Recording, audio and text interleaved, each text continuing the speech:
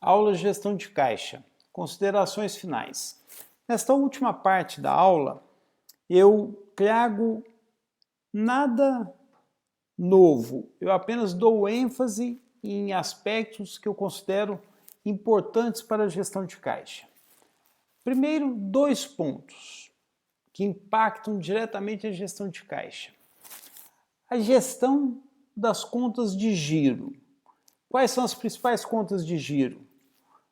Contas a receber, estoques e contas a pagar. Nós temos aqui crédito a clientes, cessão, desconto de recebíveis. Nós temos aqui política de estocagem, o ciclo de produção, os prazos operacionais. Nós temos aqui crédito de fornecedores, adiantamento de fornecedores. Toda a gestão das contas de giro impactam diretamente o caixa. 2. Impactam diretamente o caixa também as políticas ou a forma como a empresa monta sua estrutura de capital. Esses gráficos são da aula passada. Nós tínhamos aqui uma forma de financiamento com recursos de longo prazo e de curto prazo. Aqui o financiamento com parte do curto prazo, há sempre o risco de não renovação dos financiamentos e o risco de se captar recursos a altas taxas de juros, e por outro lado, financiamento extremo, no outro extremo, apenas com recursos de longo prazo. E aí nós temos aqui o quê? A questão da ociosidade de recursos em caixa, em liquidez. E nós vimos nesta aula de gestão de caixa, uma forma muito simples de se pensar o custo de oportunidade deste caixa ocioso, que é a diferença pelo DI, a diferença entre taxa de captação e taxa de aplicação. Apenas uma forma simples de se pensar em custo de oportunidade. E aqui, para ir já para as conclusões dessa parte final, eu destaco 6 pontos dos quais depende uma boa gestão de caixa. Primeiro, o conhecimento da natureza do negócio, como que aquela empresa funciona. Isso tem muita influência do setor que a empresa opera. O setor que a empresa opera dá o básico dos prazos operacionais. E os prazos operacionais definem o capital de giro da empresa, definem a necessidade de capital de giro, define o impacto que esta operação traz ao caixa da empresa. Segundo, uma boa gestão de caixa depende de conhecer bem o orçamento, conhecer bem a previsão de receitas, de custos, de despesas, de impostos.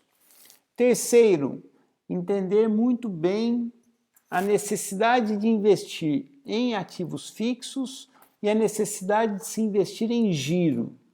A necessidade de investir em giro e, em seguida, o capital de giro disponível. Estes dois elementos têm muita influência na liquidez da empresa, no caixa da empresa. Então, a boa gestão de caixa depende de se conhecer muito bem esses dois elementos.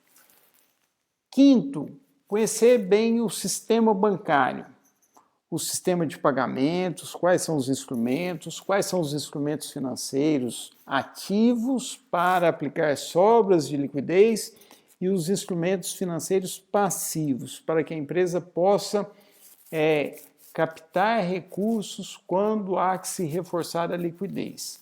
E, por último, o conhecimento do sistema tributário. Nós temos diretamente impactando o IOF, nós temos o imposto de renda, nós temos o imposto de renda retido na fonte. É preciso conhecer o sistema tributário também para se fazer uma boa gestão de caixa.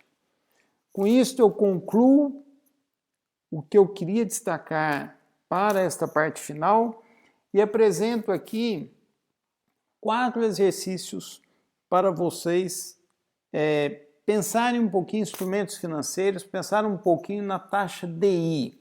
A taxa DI, a taxa é base para todas as operações das empresas no mercado financeiro nacional. Então aqui está o primeiro exercício, segundo exercício para que vocês façam para a próxima aula e terceiro e quarto exercícios.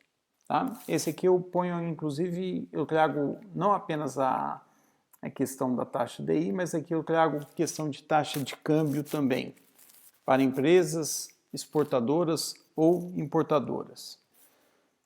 É isto, terminamos a nossa aula de gestão de caixa.